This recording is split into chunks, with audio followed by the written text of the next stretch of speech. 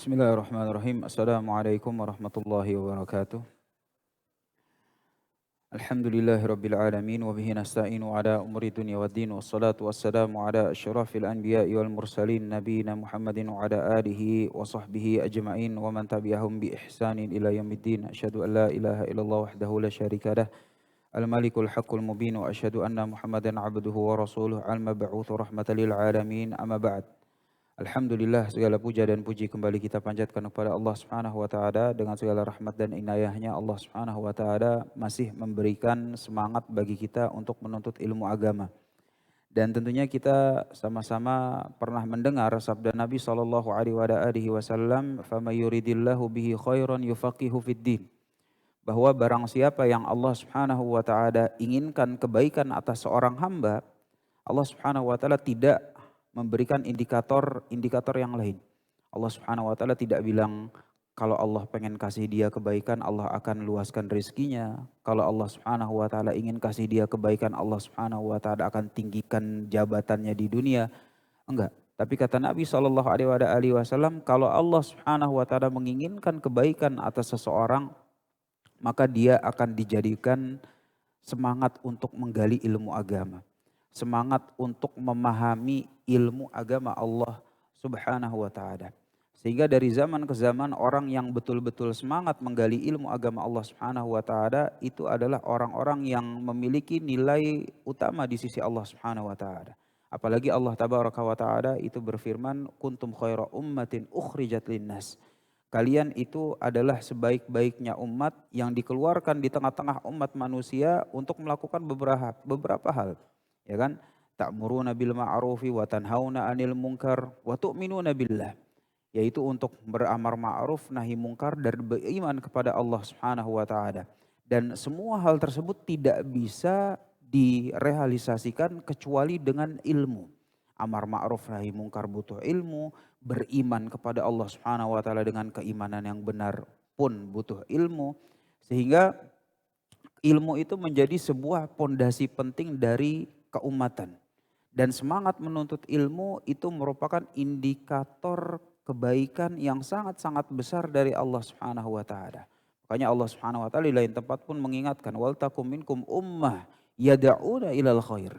Jadikanlah diri-diri kalian itu sebagai umat yang senantiasa mengajak kepada kebaikan.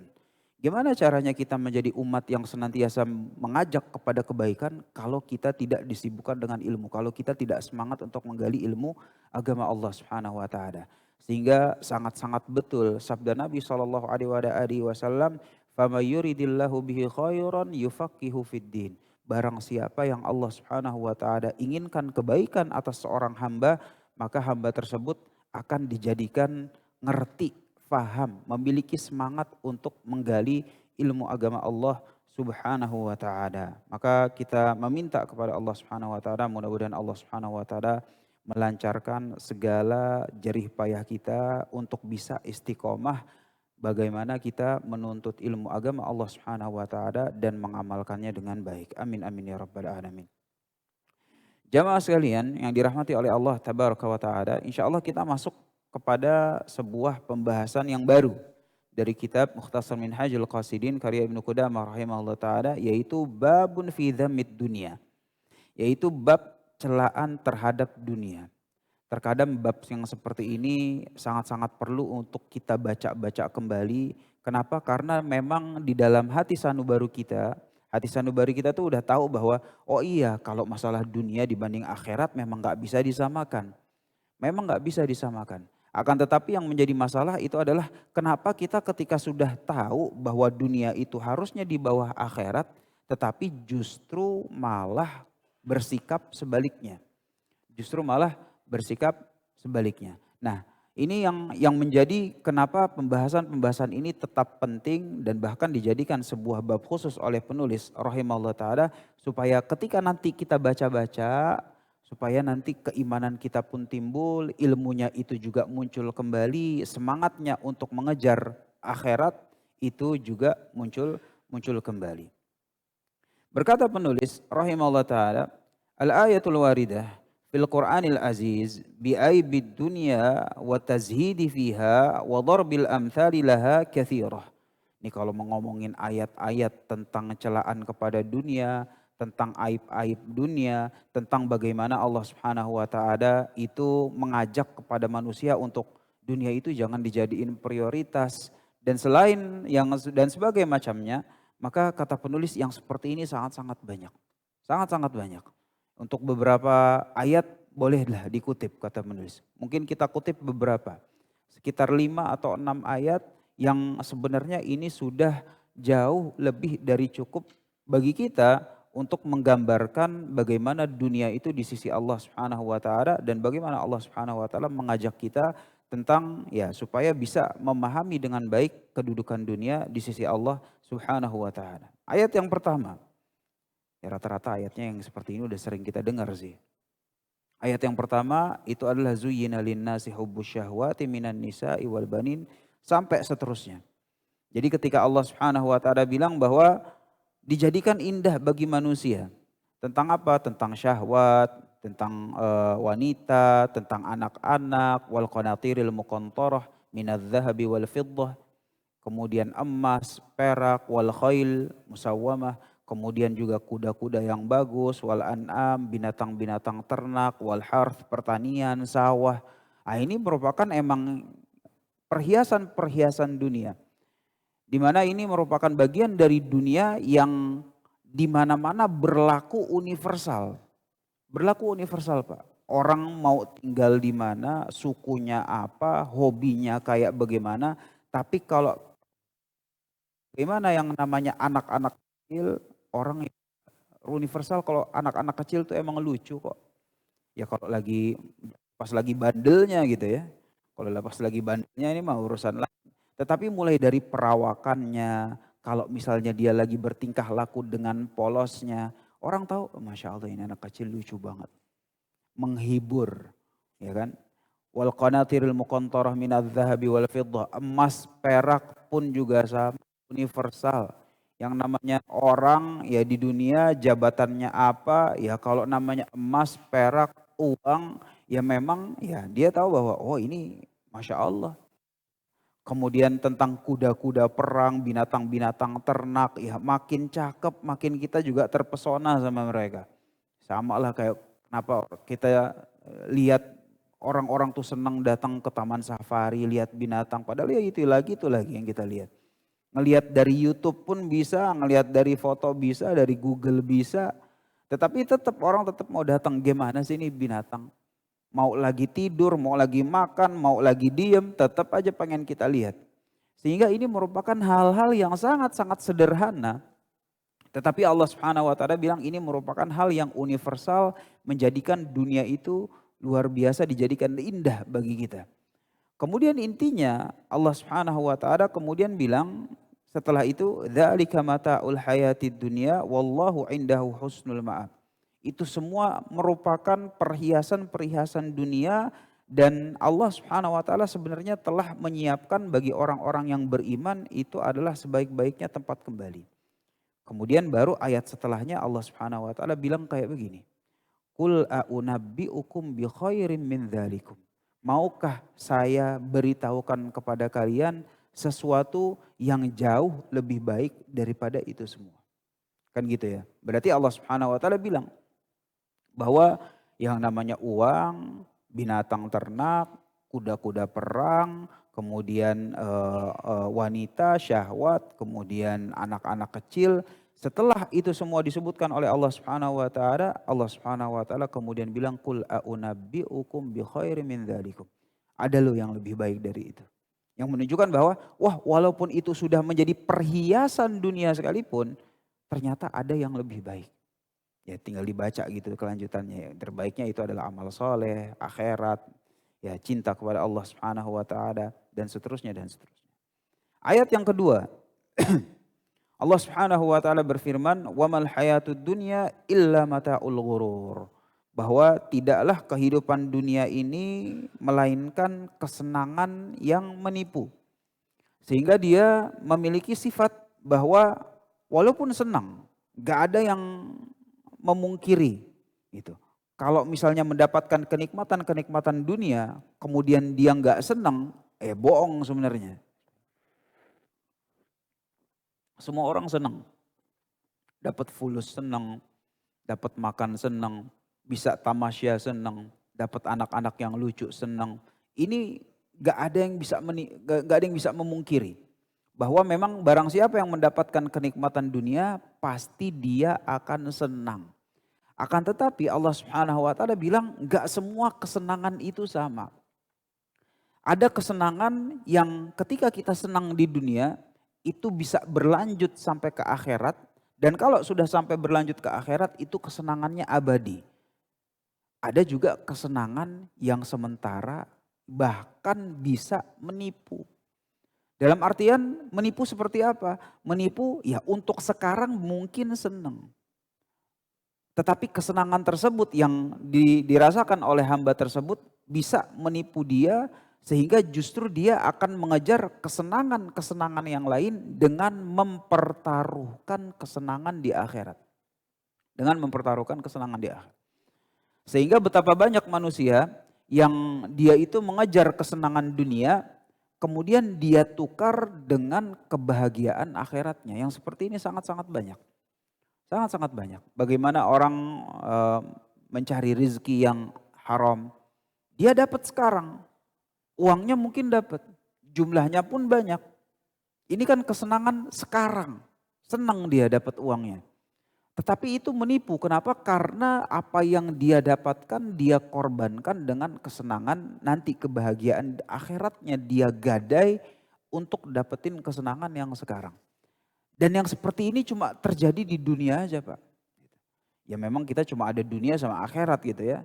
Tetapi cuma di dunia yang bagaimana manusia itu dia bisa menukar kesenangan yang luar biasa untuk kesenangan yang mungkin beberapa saat. Paling banter setahun 2 tahun. Ya atau mungkin ya beberapa tahun lah. Untuk kesenangan yang abadi. Untuk kesenangan yang abadi, dia tuker yang abadi untuk yang sesaat. Nah ini makanya Allah Subhanahu wa taala kemudian bahwa ya isinya perhiasan-perhiasan dunia ini walaupun senang tapi dia bisa menipu. Semuanya menipu. Syahwat bisa menipu. Kalau misalnya syahwatnya udah mulai enggak dituntaskan atau ditunaikan sesuai dengan aturan Allah Subhanahu wa taala. Anak-anak bisa menipu, apalagi Pak anak-anak. Kita sama-sama tahu nih kita sebagai orang tua kalau anak-anak udah minta goyang iman kita Pak. Subhanallah. Goyang iman kita benar gitu. Ini kalau anak-anak kita udah minta goyang gitu. Kita sebagai ayah tuh pasti kepikiran gimana caranya untuk supaya saya bisa memenuhi kebutuhan anak saya. Pokoknya harus gitu. Masalah caranya udah ntar gampang deh gini-gini segala macam akhirnya ketipu kita Pak. Uang apalagi ini sih udah paling sering gitu. Gimana caranya kita untuk mendapatkan uang? Ya udah segala cara yang haram sekalipun kalau emang yang penting dapat kita tebas, menipu dia. Sehingga ini merupakan karakteristik kedua dari ayat yang kedua dibawakan oleh penulis bahwa memang dunia itu senang, gak ada yang memungkiri. Kalau dapat alhamdulillah, tetapi jangan sampai tertipu. Kenapa? Karena memang seluruh kesenangan dunia dia memiliki kecenderungan untuk bagaimana mengajak orang tersebut menukar kebahagiaan yang abadi untuk kebahagiaan yang cuma mungkin bisa dirasakan beberapa waktu di dalam dunia.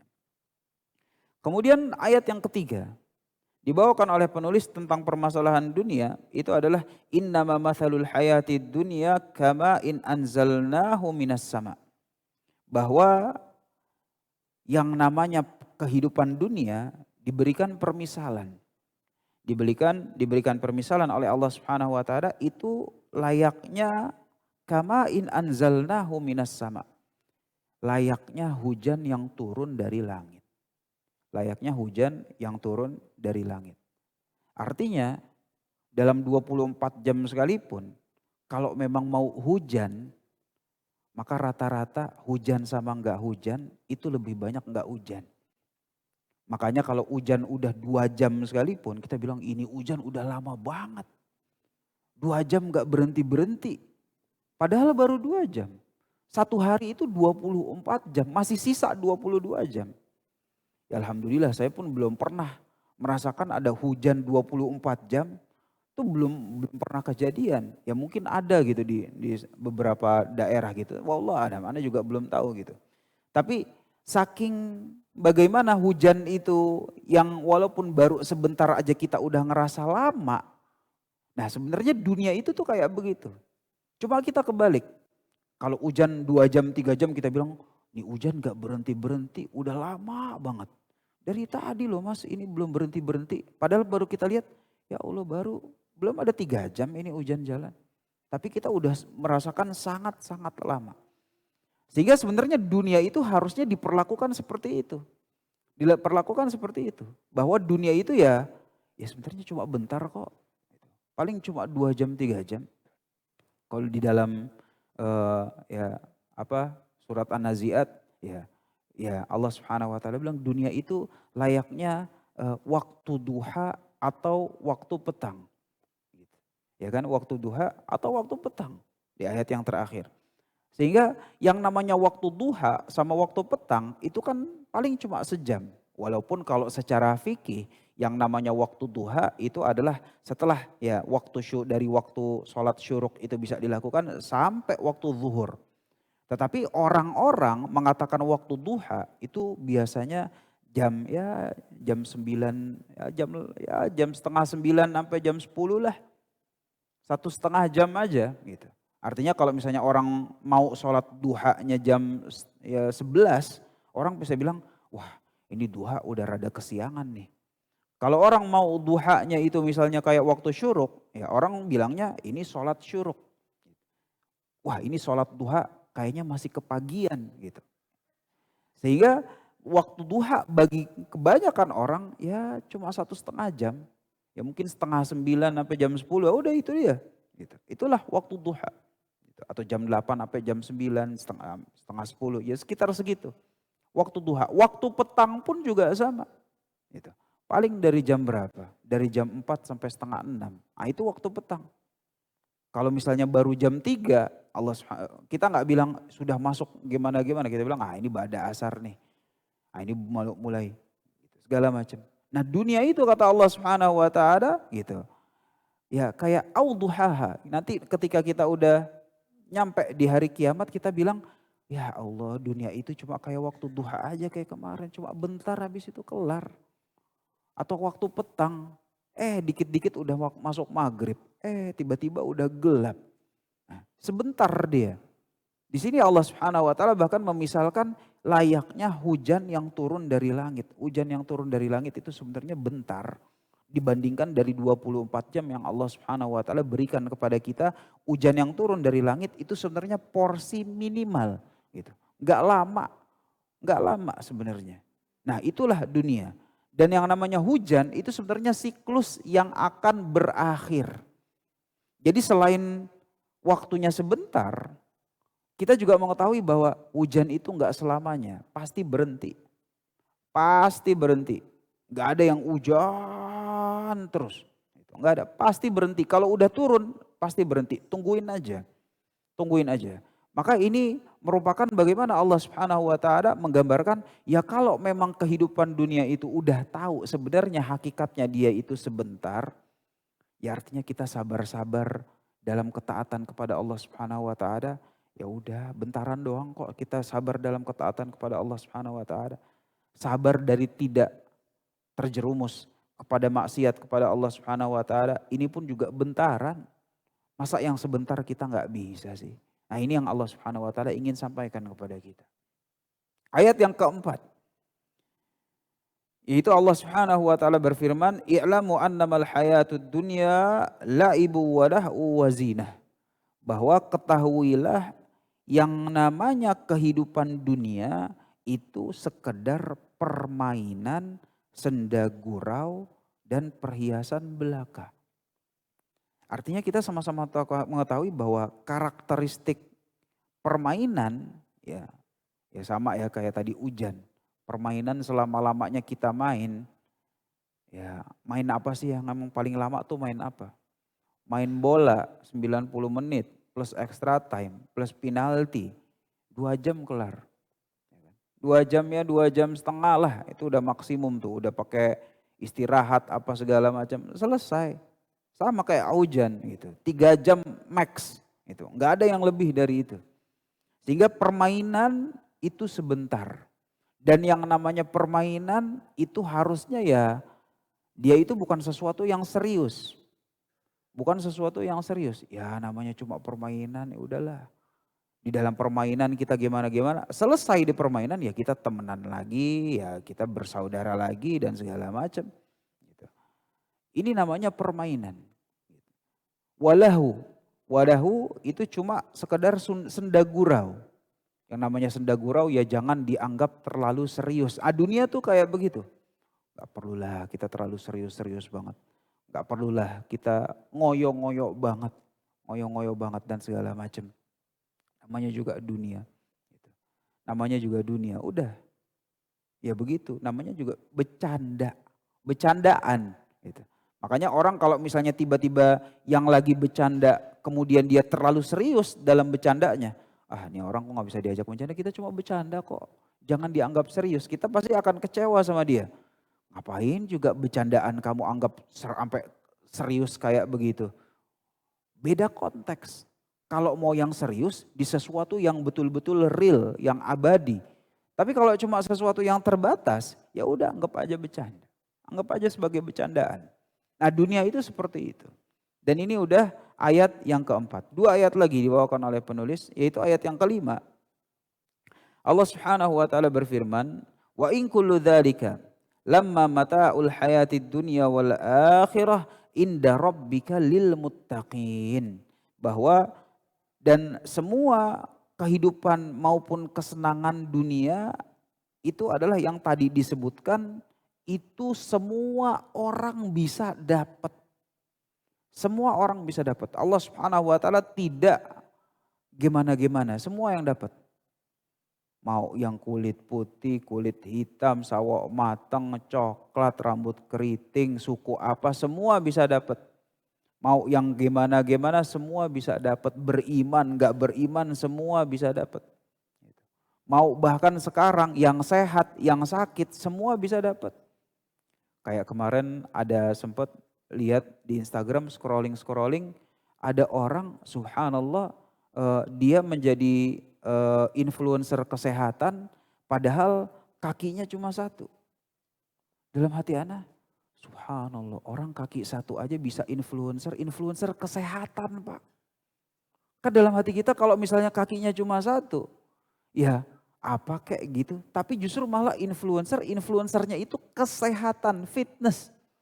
Jadi dalam hati, subhanallah, orang sakit aja, kekurangan organ tubuh yang harusnya, ya kita itu normal, ya kalau udah kekurangan organ tubuh sih harusnya kerjaannya bukan masalah kesehatan, bukan fitness sih.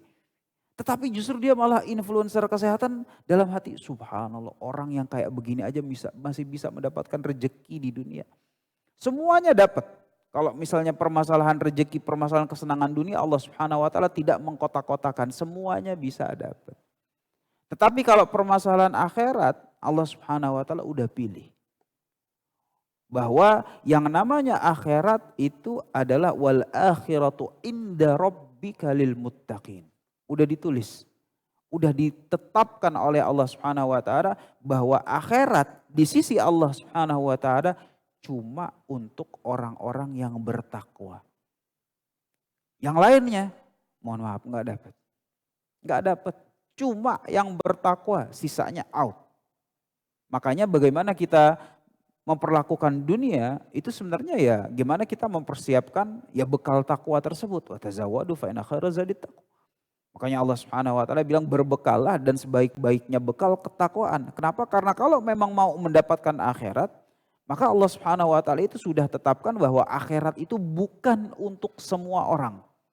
Bukan untuk semua orang, hanya untuk orang-orang yang bertakwa. Bahkan orang cuma beriman aja belum tentu cukup kok untuk mendapatkan kebahagiaan akhirat dengan kebahagiaan yang sebenar-benarnya kebahagiaan. Walaupun ujung-ujungnya kalau dia memang benar-benar beriman, ujung-ujungnya itu akan masuk surga. Tetapi sebelumnya kalau dia memang harus mampir waliyahdubillah di neraka, itu saja sudah menunjukkan kesengsaraan dia nanti di akhirat. Sehingga orang yang sudah beriman saja belum tentu lolos, belum tentu cukup untuk mendapatkan kebahagiaan akhirat yang full. Belum tentu cukup. Kalau yang beriman aja belum tentu cukup, apalagi yang tidak beriman sama sekali. Yang beriman kira-kira beramal enggak? Beramal dia, Pak. Beramal. Yang beriman itu beramal. Sholat Jumat hadir. Dia lihat, dia kayaknya kalau sholat-sholat yang lain kayaknya nggak pernah hadir. Jumatan muncul, mukanya udah kelihatan. Hadir dia Jumatan. Kita alhamdulillah Jumatan masih hadir. Sholat Id hadir. Taraweh hari pertama, hari kedua hadir. Artinya orang yang beriman itu bukan tanpa amal sama sekali. Mereka pun juga beramal. Jadi walaupun orang yang beriman sudah beramal belum tentu mendapatkan 100% kebahagiaan akhirat. Apalagi yang selain dari itu. Makanya Allah Subhanahu wa taala mengatakan bahwa ya wal akhiratu inda rabbika lil muttaqin. Bahwa akhirat di sisi Allah Subhanahu wa taala itu hanya untuk orang-orang yang bertakwa. Sisanya enggak dapat. Sisanya enggak dapat. Dan yang terakhir Allah Subhanahu wa taala berfirman fa'arid an man tawalla an dzikrina walam yurid illa al-hayatad dunya. Dzalika mablaghuhum minal ilm. Nah, ini dalam surat An-Najm Allah Subhanahu wa taala itu mengatakan ya berfirman fa'arid an man tawalla. Orang-orang yang emang enggak peduli sama peringatan dari kami dan tidak menghendaki kecuali kehidupan dunia. Sama orang-orang yang kayak gini kita udahlah cukup tahu aja.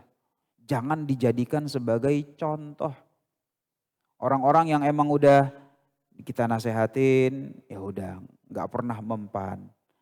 Dilihat dari tindak tanduknya, kesehariannya, dia ngelihatnya ini mah orang emang fokusnya dunia lagi, dunia lagi, dunia lagi, dunia lagi. Maka kata Allah Subhanahu wa taala tentang orang tersebut fa'arid amman tawalla an dzikrina wa lam yurid illal hayatad dunya. Nah, orang-orang yang kayak gini udah deh. Jangan dijadiin contoh. Kita berpaling aja. Cari contoh yang lebih baik. Kenapa? Yang jelas bisa memberikan pengaruh kepada kita, mengajak kepada diri kita untuk bertakwa kepada Allah Subhanahu wa taala dan menjadikan prioritas di akhirat itu lebih tinggi daripada dunia. Kemudian setelah disebutkan tentang orang yang seperti ini, Allah Subhanahu wa taala justru bilang dzalika mablaghuhum minal ilm. Orang yang justru memprioritaskan dunia, ya kata Allah Subhanahu wa taala dzalika mablaghuhum minal ilm. Ya ilmunya mentok-mentoknya udah nyampe situ aja. Menunjukkan bahwa orang kalau pinter di dunia doang, sebenarnya kata Allah Subhanahu wa taala menurut penilaian Allah Subhanahu wa taala ya ilmunya udah mentok. Ya segitu aja gitu. Jadi ketika dunia itu mereka dapatkan justru Allah Subhanahu wa taala malah bilang dzalika mablaghuhum minal ilm. Ya ilmunya udah mentok. Kalau kita misalnya dikatakan sama orang, lo Dil, ilmu lo udah mentok segitu-segitu aja. Kita kan pasti merasa terhina gitu. Masa iya? Apa ternyata saya salah? Apa ternyata bidang yang saya geluti ini adalah bidang yang hina, yang cuma sampai segitu doang.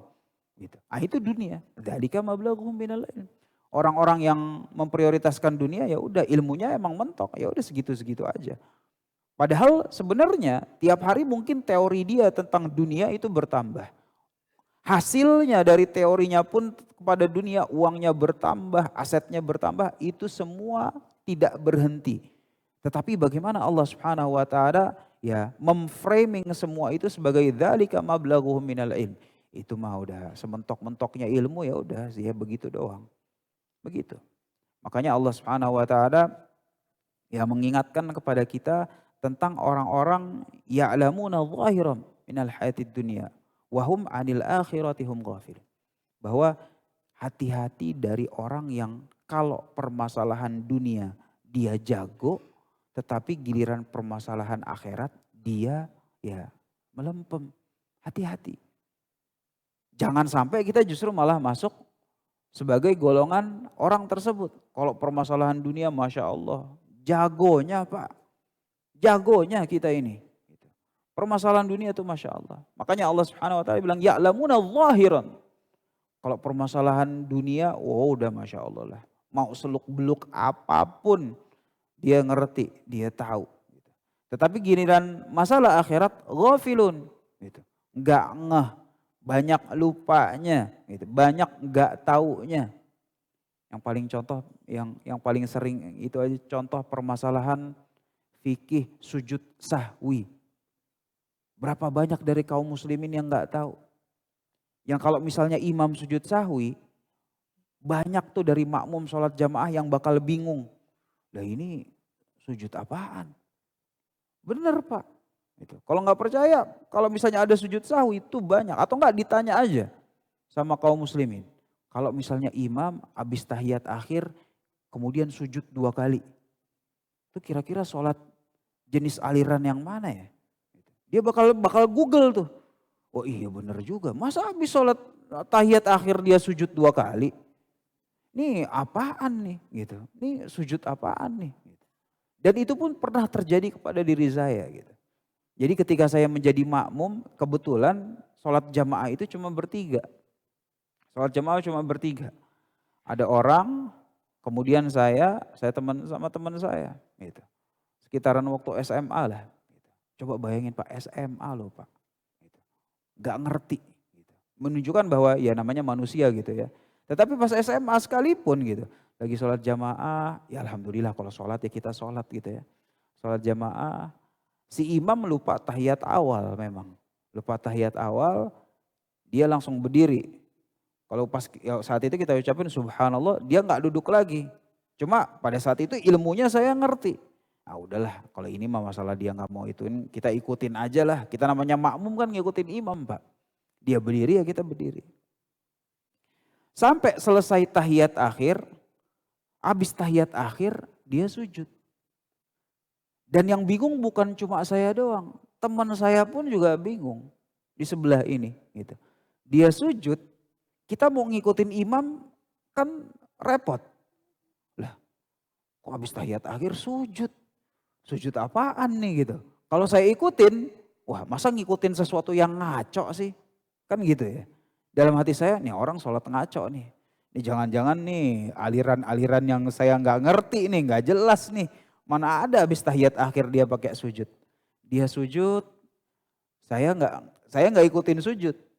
Teman saya di sebelah kiri saya pun juga sama. Dia nggak ngikutin sujud. Habis itu dia bangun. Dia bangun, duduk. Habis itu dia sujud lagi. Habis itu dia sujud lagi. Saya sama teman saya udah bilang, ini fix nih, ini orang ngaco nih. Ini fix nih orang ini ngaco. Habis itu dia sujud sahwi yang untuk kedua kalinya, saya tengok kiri, teman saya tengok kanan. Gitu ya, batalin aja ya, batalin. Habis itu saya batalin udah sampai tahiyat terakhir Pak. Tahiyat terakhir kita batalin ulang sholat jamaah.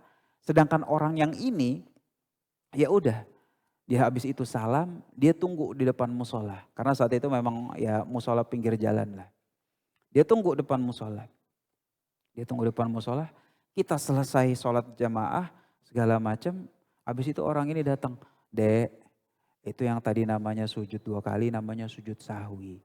Kalau orang ada yang lupa, kurang dalam sholat, ditambalnya itu dengan sujud sahwi. Gitu. Jadi itu bukan saya aliran yang ngaco gitu. Tapi subhanallah itu orang nggak tahu tuh namanya siapa, apa segala macam. Itu ilmunya udah jariah sampai sekarang Pak. Sejak saat itu sampai sekarang saya ngerti permasalahan sujud sahwi. Tapi menunjukkan bahwa gimana sih orang? Ini kan sujud sahwi sebuah fikih yang terkait tentang permasalahan sholat. Yang sholat itu ya kita lakukan 5 kali sehari minimal. Tapi banyak yang gak ngerti. Kenapa? Karena kalau permasalahan dunia kita jagonya, tapi giliran permasalahan akhirat kita gak sejago itu. Hati-hati yang kalau kayak begini. Sehingga betul-betul bahwa Allah Subhanahu wa taala mengatakan dzalika mablaghuhum minal ilm. Orang kalau emang cuma jago dunia doang, udahlah. Kata Allah Subhanahu wa taala, mentok ilmunya. Cuma begitu doang. Cuma begitu doang, jangan bangga. Orang kalau dibilang ilmunya mentok itu nggak ada yang bangga, Pak. Sama sekali nggak ada yang bangga. Ibu-ibu juga sama. Gitu, nggak ada yang bangga. Kalau cuma dunia doang, dzalika mablaghuhum minal ilm. Nah, ini orang-orang yang mentok ilmunya, mentok ilmunya. Jadi ini ayat udah 6. Adapun dari hadis-hadis Nabi Shallallahu Alaihi Wasallam, ini pun juga banyak, sangat-sangat banyak. Dibawakan beberapa, kita baca sebagian dari penulis rahimallahu taala. Wa amal ahaditsu fa fi sahihaini min riwayati al-Mustawrid bin Shaddad radhiyallahu taala anhu. Qala Rasulullah sallallahu alaihi wasallam, bahwa Rasul sallallahu alaihi wasallam itu bersabda, mad dunya fil akhirati illa kamathali ma yaj'alu ahadukum usbu'ahu fil yam falyanzur bima tarji. Bahwa dunia itu layaknya orang yang nyelupin tangannya nyelupin jarinya ke lautan. Nyelupin jarinya ke lautan, kita celupin, set. Kemudian diangkat, maka kata Rasul sallallahu alaihi wasallam, falyanzur bima tarji. Ini kira-kira yang tersisa airnya ditelunjuk tuh apaan? Nah, dunia tuh yang tersisa tuh. Sedangkan akhirat tuh di lautan. Jadi kata Rasul alaihi wasallam, kalau kita celupin jari di lautan, kemudian dia angkat, dunia itu cuma yang tetes-tetes masih nempel itu doang. Nah itu dia. Sisanya ini akhirat. Gitu. Tapi subhanallah ya Pak, saya juga bingung gitu. Kenapa kalau permasalahan dunia tuh udah tahu kayak begini, tapi kita tetap ngoyo gitu. Subhanallah, betul sekali. Betul sekali. Gitu. Jadi kayak kemarin pekan lalu libur ya Pak, aku nggak datang kan? Iya, itu gara-gara dunia Pak. Gitu. Iya, itu gara-gara dunia Pak. Gitu. Jadi kebetulan kantor lagi banyak lembur, Masya Allah. Lembur ini, lembur itu, sampai sakit. Ibu saya ngamuk. Ngapain kamu Dil, kamu kan ustadz. Kerja lembur sampai sekarang. Segala macam. Ya Allah mak, ya namanya karyawan mak. Bilang sama bosnya gitu. Gitu. Saya ini harus ngisi subuh. Gitu. Gak bisa lembur-lembur kayak gini. Kalau emang harus dipecat, ya berarti bukan jodohnya kerja di situ. Dalam hati saya benar juga, benar Pak. Iya benar juga ya. Ya kan, ngapain gue korbanin kajian subuh. Gitu. Buat lembur, masih ada besok. Masih ada besok. Gitu. Masih semuanya bisa dikomunikasikan, bisa dikondisikan. Ngapain lembur sampai sakit. Lembur sampai sakit Pak. Yang dapat uang bosnya. Yang dapat sakit kita, gitu. Udah dapat sakitnya, subuh juga jadinya nggak bisa ngisi, gitu. Rugi banget loh Dil, kamu ini gini-gini segala macam. Kamu kan ustadz apa segala macam. Akhirnya dalam hati saya, subhanallah. Yang ustadz pun tertipu kok Pak. Iya, gitu. Padahal ya yang kayak begini harus kita sama-sama ya kembali baca-baca. Supaya nanti ke depannya ketika dicoba, ya kita langsung ingat lagi. Kenapa kita bisa kena? Ya mungkin gara-gara kita ya jarang ngaji, jarang murojaah tentang permasalahan dunia. Kalau udah terlanjur diingetin bisa kembali, alhamdulillah. Yang bahaya itu kalau udah diingetin gak kembali.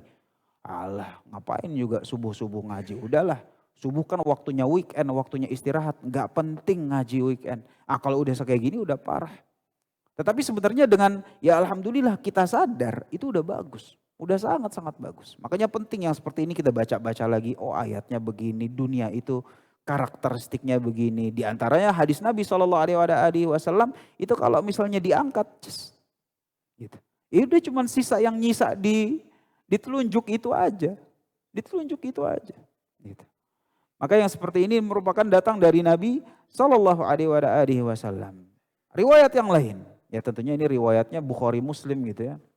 Kalau riwayat Nabi SAW tentang dunia banyak Pak. Bukhari, Muslim, Abu Daud, Tirmidzi, semua ada. Semua ada. Riwayat yang berikutnya, Nabi SAW mengatakan, "Lau kanatid dunya ta'dilu indallahi janaha ba'udah ma saqa kafiran minha syarbata ma'in. Bahwa Nabi SAW bilang, seandainya dunia ini bernilai di sisi Allah Subhanahu wa taala, nilainya itu setara sama sayap nyamuk sekalipun. Bapak mau koleksi sayap nyamuk? Boro-boro ngapain? Dikasih gratis kita nggak mau, Pak. Dikasih gratis kita nggak mau. Ah, geli, jorok gitu. Nih sayap nyamuk banyak loh, Dil. Gitu. Udah saya kumpulin. Enggak deh, Pak, dikasih gratis gue nggak mau. Gitu. Kan gitu ya. Sayap nyamuk gitu nggak ada yang mau, nggak ada yang nyari. Nggak ada yang mau, nggak ada nyari. Jadi kata Allah Subhanahu wa taala, seandainya dunia ini setara sama sayap nyamuk, maka tuh orang-orang yang beriman itu pasti nggak akan dikasih rejeki sedikit pun oleh Allah Subhanahu wa taala. Orang dia udah nggak beriman. Nggak beriman kepada yang memberikan rejeki sama dia. Nggak beriman kepada yang memberikan seluruh sarana dan prasarananya kepada dia. Tapi kalau memang dunia itu betul-betul bernilai di sisi Allah Subhanahu wa taala, ya Allah Subhanahu wa taala itu akan tahan gitu. Udah, orang beriman doang yang dapat. Enggak. Kenapa? Karena memang dunia itu tidak bernilai di sisi Allah Subhanahu wa taala. Layaknya sayap nyamuk pun enggak. Enggak nyampe. Yang kalau kita dikasih gratis pun itu di sisi Allah Subhanahu wa taala sebenarnya enggak bernilai sama sekali. Gratisan pun juga enggak nyampe. Gak berharga sama sekali. Sehingga ini merupakan ya sentilan gitu bagi kita bahwa iya subhanallah, sayap nyamuk kita yang dikasih gratisan aja kita nggak mau. Mau jual di mana-mana juga nggak akan laku.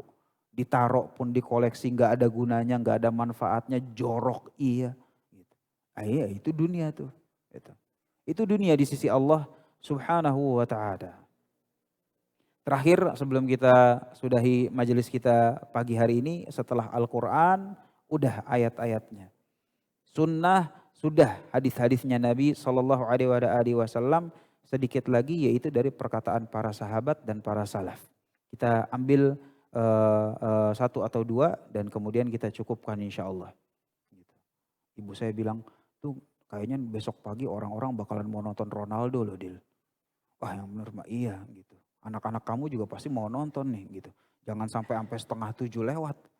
Oh iya, itu dunia juga tuh Pak. Itu dunia juga tuh subhanallah. Dunia, semuanya nih dunia nih. Gitu.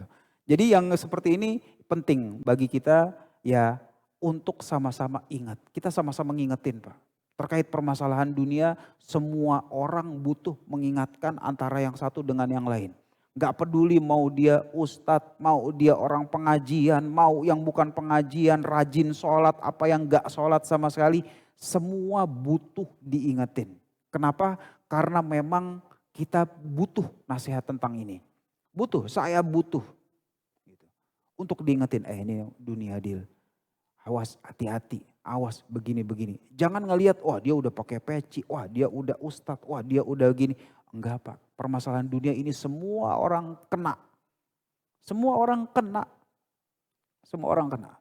Sehingga kita harus hati-hati dan harus sama-sama menjadi tanggung jawab bersama. Mas'uliyah musytarakah ini merupakan tanggung jawab bersama. Kalau terkait permasalahan dunia, marilah kita saling nasihat menasehati. Nasihat menasehati, kasih tahu. Kalau emang jangan sampai salah, ngambilnya nggak bener, ini kezaliman, ini haram, nggak boleh dan segala macam, nipu dan segala macam. Udah kita ingatin antara satu dengan yang lain. Terakhir dari Ali bin Abi Thalib radhiyallahu taala anhu bahwa beliau mengatakan ad-dunya daru mamar, bahwa dunia itu merupakan tempat lewat la daru maqar. Jadi daru mamar la daru maqar. Bahwa dunia itu cuma tempat lewat, bukan tempat menetap. Makanya Nabi SAW mengatakan kun fid dunya ka'annaka gharibun aw 'abirus sabil. Bahwa dunia itu jadikanlah kita ya sebagai dunia itu tinggal di dunia itu layaknya orang yang traveling. Layaknya orang yang traveling. Ini level pertama. Dan orang yang traveling, sebanyak-banyaknya dia travel, dia sebenarnya lebih butuh akan rumahnya. Lebih butuh akan rumahnya. Ya, sehingga kalau kita misalnya mau di dunia sebagai orang yang traveling, pasti ingat rumah terus gitu kan Pak. Namanya orang udah liburan 2 minggu aja, udah 2 pekan aja dia traveling ke sana ke sini, dia pasti ingat rumah. Baru 3 hari 4 hari aja mungkin dia telepon. Di rumah lancar, gimana bapak, ibu sehat, apa segala macam ada lancar. Oh udah beres, mungkin dia lanjutin travelingnya. Sampai sekian waktu kemudian dia pulang. Dan dari jumlah porsi waktunya sekalipun misalnya setahun 365 hari. Traveling berapa hari, di rumah berapa hari. Dari porsinya aja udah ketahuan kok. Bahwa kalau traveling itu paling cuma sebentar aja. Sebentar, kelar, pulang. Nah, ini level pertama. Kalau level kedua itu adalah abirus sabil. Bahwa dunia itu cuma sebagai tempat nyebrang jalan. Nyebrang, nyampe di seberang, beres. Nyebrang, nyampe di seberang, beres. Nah ini sesuai, semakna, sejalan dengan perkataan Ali bin Abi Thalib radhiyallahu taala anhu, ad-dunya daru mamar la daru maqar. Bahwa dunia itu tempat lewat, bukan tempat menetap. Orang kalau cuma sekedar tempat lewat, ya udah, rest area gitu ya. Mau kemana, misalnya mau keluar kota, ada rest area, lewat, kita ambil apa yang kita butuhkan, jalan lagi. Kita nggak bakal di situ lama-lama. Kita di situ cuma sesuai dengan kebutuhan. Ada kebutuhan apa? Mampir. Mau ke kamar mandi, ya, mau beli kopi, mau istirahat sebentar supaya nggak ngantuk apa segala macam. Kebutuhan kita di situ apa? Jalan lagi. Dunia itu kayak begitu. Di sini kita ada kebutuhannya, ya kebutuhannya supaya gimana caranya supaya kita pulang kampung itu bawa bekal yang bagus. Bawa bekal yang bisa ya membanggakan diri kita dan diri keluarga kita. Itu sama kalau kita mau pulang kampung tuh kalau misalnya bawa bekal, bawa sesuatu, orang-orang kampung tuh ngelihat gitu. Nah, kita pun juga harusnya menjadikan akhirat itu kayak begitu. Gimana nih caranya kalau kita udah nyampe di kampung kita yang hakiki, kitanya senang, orang-orang keluarga kita pun juga senang. Nah, itu kebutuhan kita di dunia sebenarnya mau ngumpulin bekal itu doang. Cuma tempat lewat, bukan tempat menetap. Walaupun dari kelakuan kita justru kebalikannya. Kita itu memperlakukan akhirat sebagai tempat lewat, dunia itu tempat menetap. Kalau memang gak percaya dari 24 jam yang dikasih sama Allah Subhanahu wa taala kepada kita, coba cek berapa jam kita ke akhirat, berapa jam ke dunia. Kalau seandainya kita sama-sama, ya nggak perlu tempat lewat deh, 50-50 aja. Gitu. 50-50 aja. Zaman sekarang 12 jam akhirat, 12 jam dunia, luar biasa Pak. Kalau ada orang yang kayak begini 12 jam kebutuhan akhirat, 12 jam dunia, udah Masya Allah. Sangat-sangat Masya Allah. Ya kembali lagi ya, bagaimana pentingnya kita beristighfar kepada Allah Subhanahu wa taala. Kenapa? Karena memang nanti di akhirat kalau cuma sekedar matematis, hitung-hitungan, habis kita Pak. Habis. Mulai dari 24 jam kebanyakan dunia, giliran permasalahan akhiratnya pun dilakukan atau ditunaikan dengan ibadah secara sembarangan, sembrono, khusyuknya nggak ada, maunya buru-buru, nggak pernah mencoba untuk bagaimana meningkatkan diri penghambaan kita kepada Allah Subhanahu wa taala. Kalau di akhirat itu semuanya matematis tanpa ada faktor istighfarnya, habis kita Pak. Habis semua, nggak bisa. Tapi alhamdulillahnya Allah Subhanahu wa taala sebagai yang Arhamar Rahimin, Ghafurur Rahim, ada yang namanya faktor istighfar. Ya cuma ini doang nih andalan kita, banyak-banyakin istighfar. Makanya kata Rasul sallallahu alaihi wasallam, tuba gitu. Liman wajada fi sahifatihi katsirun minal istighfar. Bahagia bagi orang yang melihat ya catatan amalannya katsirun minal istighfar. Istighfar yang banyak. Karena itulah yang membuat akhirat itu bukan hitungan matematis. Bukan hitungan matematis. Kalau semuanya matematis, akhirat berapa persen, akhirat berapa jam, dunia berapa jam, binasa kita Pak, habis semuanya. Sehingga yang paling penting itu adalah ya itu tadi, kalau memang udah tahu, kita sadarlah semuanya. Kalau dunia itu begini, akhirat itu begitu, tapi kita tetap udah mendapatkan ilmunya, dapat Qur'annya, dapat sunnahnya, dapat hadisnya, dapat perkataan para salafnya. Tetapi ternyata dengan semua itu sekalipun tetap aja dunia itu mengambil waktu lebih dari kita. Makanya kita perlu sama-sama untuk kembali ya melihat bagaimana kualitas istighfar kita kepada Allah Subhanahu wa taala, karena kualitas istighfar tersebutlah yang akan menetralisir supaya nanti hitung-hitungan nanti di akhirat itu bukan hitungan matematis, tapi hitungan antara rahmat Allah Subhanahu wa taala dan maghfirahnya kepada hamba-hambanya, yaitu kita-kita ini. Dengan demikian ya mudah-mudahan yang singkat ini bermanfaat. Hada wallahu a'lam bishawab. Jika ada yang ingin tanyakan terkait dengan materi silakan. Jazakallahu khairan Ustadz, materi pada pagi hari ini sangat luar biasa. Tadi Ustadz menyampaikan semuanya akan dapat ujian dan godaan. Semua Pak, Baik, tanpa ya, terkecuali. Tanpa terkecuali. Dan semakin tinggi godaannya juga semakin tinggi. Mungkin yang Iya, menggoda Ustadz mungkin setannya Ustadz. Ustadznya setan. Masya Allah.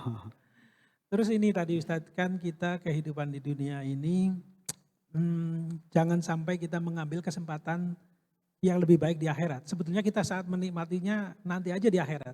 Tapi kadang-kala kita kan ada yang nggak sabar buru-buru. Ya. Kita ambil di dunia nih, padahal mestinya ini jatahnya di akhirat nanti. Ya. Kalau sudah terlanjur seperti itu, apa yang harus kita lakukan? Tadi disampaikan dengan istighfar itu Ustaz. Ya. Jadi kalau ternyata memang sudah terlanjur, ada momen-momen yang kita menggadaikan kesenangan atau kebahagiaan di akhirat dengan kebahagiaan di dunia, ya namanya udah terlanjur berarti waktunya istighfar.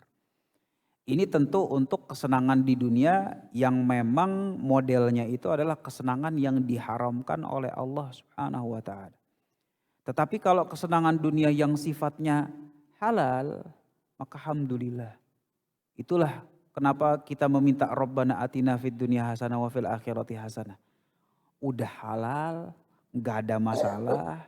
Ya bahkan kalau diniatkan dengan baik, bisa jadi kesenangan kita di dunia itu dapat pahala pula, nyambung lagi ke akhirat. Nah, ini kesenangan yang alhamdulillah Pak. Jadi fokus kita mencari kesenangan yang model kayak begini. Dan banyak kok, nggak perlu yang haram-haram. Yang halal kemudian berkah kesenangan di dunia masih banyak. Masih banyak gitu. Sehingga kalau yang haram aja udah kejadian, udahlah ya udah ntar insya Allah kita tambal dengan istighfar, tambal dengan amal soleh, tambal dengan amal jariah. Kemudian setelah itu ya kita tingkatkan, ya insya Allah kita kejar yang halal-halal aja, yang berkah-berkah aja. Supaya apa? Supaya di dunia kita bahagia, dapat kebahagiaannya, dapat kesenangannya. Nanti di akhirat pun juga kita bisa mendapatkan hal tersebut. Ya tentunya ini merupakan fadlun minallah. Ini merupakan keutamaan dari Allah Subhanahu wa taala. Allahu a'lam.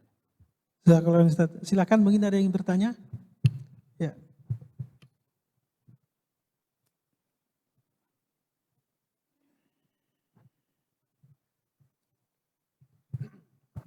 Assalamualaikum warahmatullahi wabarakatuh. Waalaikumsalam warahmatullahi wabarakatuh. Pak Ustadz, kita semua mendambakan senang dunia dan senang akhirat. Tapi bagaimana kesenangan dunia ini bisa mendominasi kesenangan untuk akhirat? Karena memang tujuan kita adalah hidup untuk kebahagiaan akhirat. Namun sering kita memang ketipu, tujuan utamanya akhirat namun dunia mendominasi, menguasainya. Nah ini yang kita sering menjadi lupa akhirnya karena tanpa disadari bahwa pekerjaan yang kita lakukan itu walaupun dari rumah punya niat bismillah dalam kerja selama 8 jam katakan itu dengan harapan kita mendapatkan ridha Allah. Tapi dalam perjalanannya di situ ada belokan-belokan yang tanpa disadari di situ. Bagaimana cara kita bisa dalam kehidupan ini bahwa yang kita kerjakan adalah untuk kesenangan akhirat nanti. Ya. Makasih Pak Ustaz. Ya, sebenarnya ini Pak, ya PR kita semua gitu ya. Gimana caranya supaya kita mendapatkan kesenangan atau hidup ini untuk mencari kesenangan akhirat. Yang paling penting itu adalah ya tentunya setelah hidayah dari Allah Subhanahu wa taala, kemudahan dari Allah Subhanahu wa taala, itu lingkungan, Pak. Lingkungan itu betul-betul mempengaruhi bagaimana kita bertindak dalam keseharian kita. Orang kalau misalnya lingkungannya itu adalah orang-orang yang peduli dengan Allah Subhanahu wa taala, sama-sama semangat untuk mengejar akhirat, itu insya Allah kita pasti terpengaruh. Pasti terpengaruh. Ya, makanya kemarin di ceramah subuh ya Pak, tentang doanya Nabi Ibrahim alaihissalam, itu Nabi Ibrahim alaihissalam itu meminta 4 hal. Yang pertama hikmah, ilmu dan amalan yang benar. Setelah ilmu amalan yang benar, yang kedua itu Nabi Ibrahim alaihissalam itu meminta tentang lingkungan orang-orang soleh. Lingkungan orang-orang soleh. Jadikanlah aku di dalam lingkungan orang-orang soleh. Kenapa? Karena ilmu dan amal yang benar sekalipun, kita udah punya ilmunya, udah pernah beramal dengannya, tetapi tanpa lingkungan yang mendukung, itu akan luntur bahkan bisa hilang. Ilmu kita bisa hilang, amal kita bisa hilang, luntur setidaknya. Dan kita sama-sama tahu ini semuanya ilmunya nih udah tahu Pak. Tapi tanpa lingkungan ya tiba-tiba luntur, tiba-tiba lupa, tiba-tiba lalai.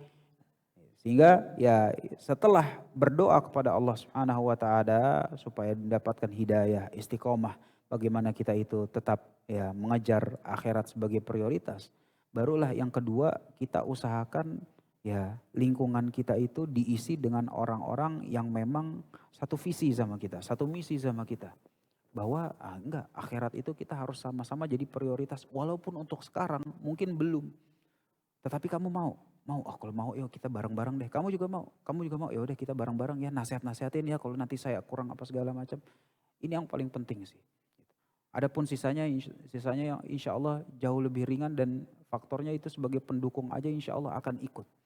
Sehingga setelah kita mendapatkan ilmu yang benar, kemudian amalan yang benar, ya kita coba isi lingkungan-lingkungan kita dengan orang-orang yang memang satu pemahaman, satu visi sama kita dalam mengejar akhirat dan menjadikannya sebagai prioritas kehidupan kita.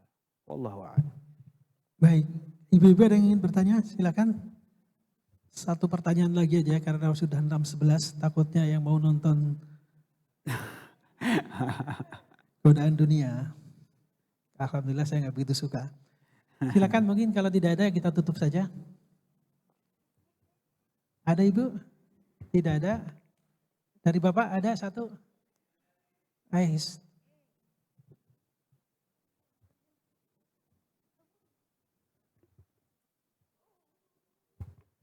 Baik Ustadz, terima kasih atas ilmunya pada subuh hari ini.